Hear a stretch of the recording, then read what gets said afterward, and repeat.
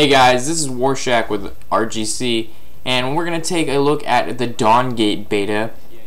This game, first looking at it, looks almost exactly like Dota, League of Legends, Heroes of New Earth. It has that same laning, like top lane, bottom lane, mid, jungler. This game looks like there is no mid lane. It looks like 2 go top, 2 go bottom, 1 go jungle. Me and Mario Man here taking bottom lane along with this random person who decides he wants to sit in bush instead of go jungle. Chosen a melee class and he's chosen a ranged carry. They're coming in for some gankage here. We're holding them back. Last hitting seems to be just as important as League of Legends last hitting. Gives you that extra gold. This game feels like Dota. For sure, it doesn't really. It looks like League, and it has the same setup as League with the boxes, your items in the left-hand corner. But it definitely feels more of a, feels like more Dota than anything. When you first sign in, instead of breaking down the characters and just a large variety to pick from, it actually breaks it down into melee, brutes, tanks, damage, supports, and carries.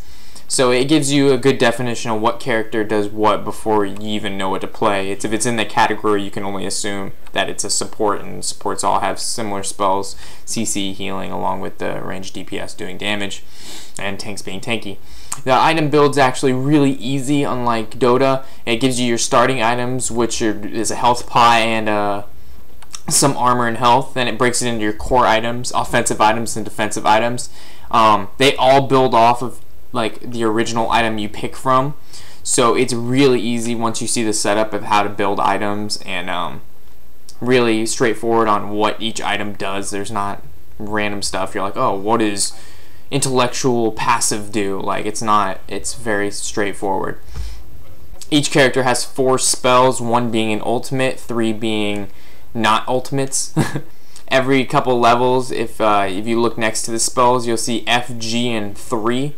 Every couple levels, it gives you something to pick from. So instead of summoner spells like in League of Legends, it'll give you the choice to pick pretty much what summoner spell you want. Whether that be blink, health, you can be immune to all attacks for 3 seconds. So it's more like a Zhonya's hourglass in that instance. Health pots. When you use them, you can get attacked when you use them. It doesn't go away like in Dota, so I like that a lot. There's jungle creatures all around the map, indicated by the light orange dots that you can see. The jungle's pretty big, and there's also a big creature in the middle that I would call it Baron, and it gives everybody a short buff, and it's really not even that bad to kill. This game we're doing pretty good. Romario's getting fed, and so am I. I still don't understand why this person is a three-person botting instead of 2v2 and him go jungle, but he does what he wants, as we can see here. Overall, it's a free game. League of Legends, to me, I like League, but this is something to do while you're not playing League. I like how big the jungle is, and there's a lot you can do with that. It looks different, it feels a little bit different, so that's also what makes it cool. The characters have cool abilities. Since this game just came out, there's going to be characters that aren't really equal with other characters. For instance, the character I'm playing now seems pretty OP. He looks a little bit like a Trendamere. His Q does a cleave in front of him and some health steal. His W is a slow and does some health steal. And his E is an AoE damage area in front of him, and it also does health steal. Along with that, his ultimate puts a huge thing around him, like a Fiddlesticks ult. Instead of teleporting to a location, it just uses it on himself with no channel time. Alright, so we're going to speed up this game a little bit and get towards the ending fight and into the enemy base.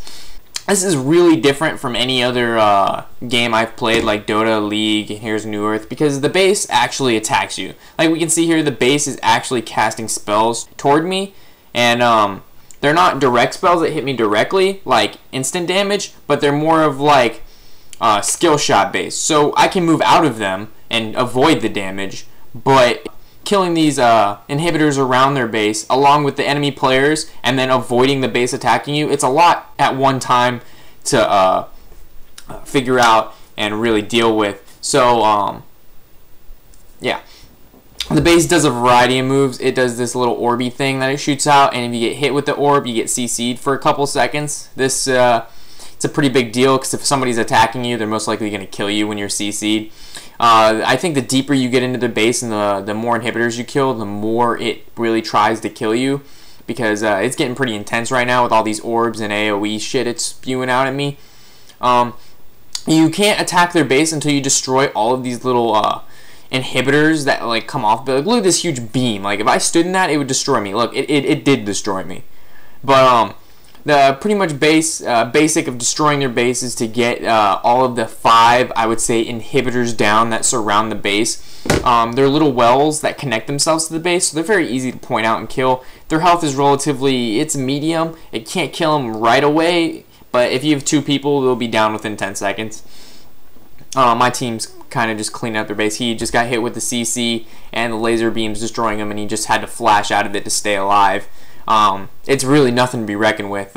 This base does a lot of damage if you stand in it and take some of the damage that it spews out. Like, look at that thing. It's wrecking kids. Literally, they were able to defend their base because the base decided it wanted to destroy our team, including me.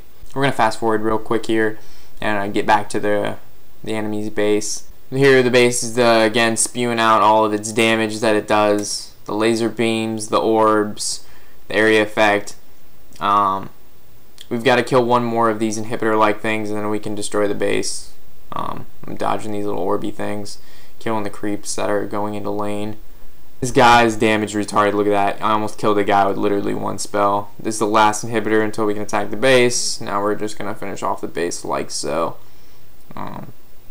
Overall, like I said, this game is pretty fun. It's free to play, so there's no reason why you shouldn't give it a shot.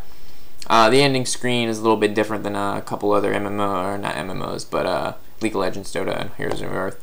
The victory screen looks like this, and then it brings you into a screen that your character's kind of just floating there. Seems like it. I don't really like this part. It's just a waste of my time. Like, I know what my character looks like. I've been playing with him since I started this 45-minute game, and then it breaks everybody's game statistics down into stats here. It's a little bit different. If a player does good or if a player does bad, you can give them karma. So, like, let's say our carry did really good, you can promote them and give them karma for doing well. And if a character does not do so well, I don't know, I wish I could take away karma, but that didn't seem to be an option right now. This is my review of Dawngate Beta. Give it a like, give it a comment, give it something. Let me know what you think. Thanks, guys.